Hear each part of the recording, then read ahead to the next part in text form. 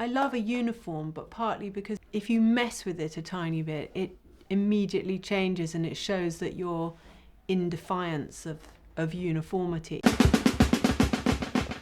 I suppose British means to me a mixture of people.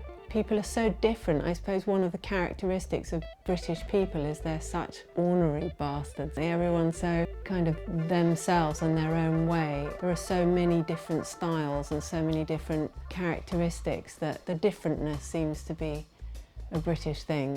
In the 70s, people dressed up a hell of a lot, and punk was dressing up, but it was tearing it down at the same time. Also with the whole music scene, it seemed to link up the sort of skinhead, the ska thing. I was really into reggae music and ska music, and I loved the way all those reggae stars dressed. It wasn't smart, it was kind of a glamorous edge.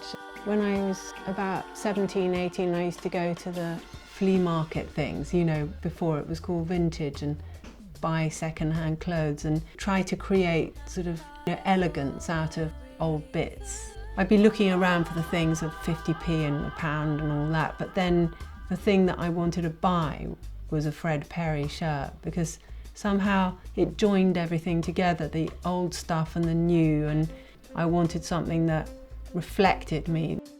I love the detail, the little stripes and the embroidered wreath. They're very simple, but they're powerful. They don't become boring, they never seem to stop being pleasing. When I was studying fashion at first, and the thing I was really interested in Chanel and Coco Chanel, and especially that period when she cribbed a lot of menswear and just the simple tiny stripes. So it reminded me of like hankering after a Fred Perry thing when I was young, and just wanting that containing uniform of it.